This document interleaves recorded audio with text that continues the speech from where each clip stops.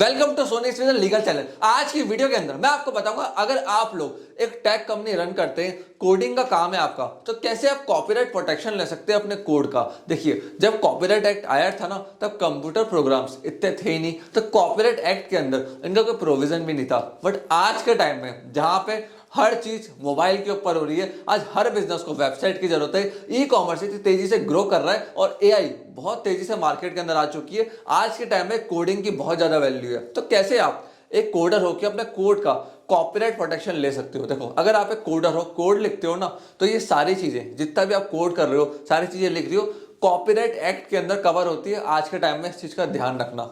अब copyright act के अंदर अगर आपको इन सारी चीजों का प्रोटेक्शन चाहिए, तो सिंपली आपको copyright.government की वेबसाइट पे जाना है और वहां जाके आप फाइलिंग कर सकते हो। जनरली आपको अपना कोड अपलोड करना पड़ता है, और अगर आपको नहीं पता कि कैसे ऐसा कोडर आप अपने कॉपीराइट का प्रोटेक्शन ले सकते हो, पूरा प्रोसेस क्या होता है, तो आप हमारी टीम को उस नंबर पर कॉल कर सकते हो। हम आपको कॉपीराइट प्रोटेक्शन के अंदर मदद करेंगे। अब ये जरूरी क्यों है और इसके नुकसान क्या हो सकते हैं, मैं आपको बताता हूँ। देखिए, अगर आप एक कोडर है, आपने सॉफ्टवेयर बनाया, प्रोटेक्शन नहीं लिया, लेटर ऑन किसी ने उस सॉफ्टवेयर कोड को यूज करा, तो उस पर क्लेम डालना बहुत मुश्किल हो जाता है। लेकिन हाँ, जब आप किसी कोड को क्रिएट करते हो ना, कॉपीराइट एक्ट के अंदर लिखा हुआ है कि आपका राइट उसी समय क्रिएट हो जाता है जब वो आर्टिस्टिक वर्क या लिटरेचर वर्क आप क्रिएट कर देते हो। बट प्रूव करना मुश्किल होता है विदाउट अ गवर्नमेंट सर्टिफिकेट कि आपने इस कोड को सबसे पहले क्रिएट करा था। अगर गवर्नमेंट ने सील थप्पा लगा दिया ना, इसका मतलब है कि आप फर्स्ट क्रिएटर थे। आपको बात समझ में आई?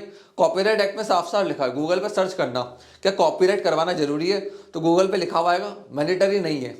एक्ट भी खुद ही कहता है कि अगर आपने क्रिएट करा है तो आप फर्स्ट यूजर हो। बट प्रूफ कैसे करोगे कि मैं फर्स्ट यूजर था? प्रूफ करने के लिए गवर्नमेंट का सील थप्पा लगा जरूरी होता है, जिसमें डेट भी मेंशन होती है। इंडिया के अंदर टीसीएस सबसे बड़ी कंपनी सॉफ्टवेयर डेवलपमेंट के अंदर। अब जब टीसीएस अपने एम्प्लॉयज को हायर करती है ना, तब वो उनसे एक एग्रीमेंट साइन कराते हैं कि एम्प्लॉयमेंट के टाइम में जितना भी कोड एक एम्प्लॉय क्रिएट करेगा, उस पर सारा राइट टीसीएस का होगा। ये बहुत जरूरी है। एक फेमस केस भी हुआ था इन्फोसिस और इसके एक फ्रीलांसर को लेके। कुछ टीम ऑफ फ्रीलांसर्स ने इन्फोसिस के लिए एक सॉफ्टवेयर बनाया। लेटर ऑन जब इन्फोसिस ने उस सॉफ्टवेयर का डेवलपमेंट राइट्स मांगे, तो उन्होंने देने से मना कर दिया और कहा कि एग्रीमेंट के अंदर ही मेंशन नहीं था। लेटर ऑन इसको लेके बहुत सारे डिस्प्यूट्स हुए।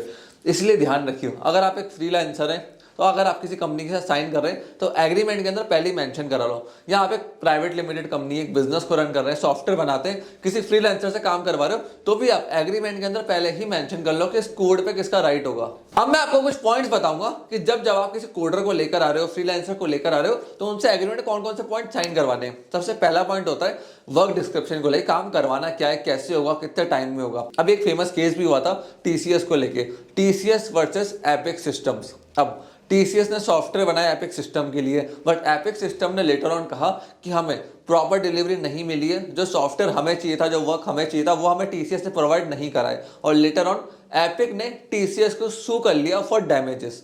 दूसरा पॉइंट ओनरशिप का। देखो, कोई भी आप सॉफ्टवेयर बना रहे हो ना, आप एक कंपनी हो या फ्रीलांसर हो, ओनरशिप पहले डिसाइड कर लो उस एग्रीमेंट के अंदर कि ओनरशिप किसकी होगी। लेटर ऑन इस सॉफ्टवेयर को लाइसेंस के ऊपर बेचना है, फर्दर इस कोड का यूज करना है, तो कैसे कर सकते हैं। अब इस चीज का ध्यान रखना कि आप किसी से भी काम करवा रहे हो सॉफ्टवेयर का, कोडिंग का, उससे एग्रीमेंट डेफिनेटली साइन करो कि कोड पे राइट आपका है, और लेटर ऑन क्या वो इसको यूज कर सकते हैं या नहीं कर सकते।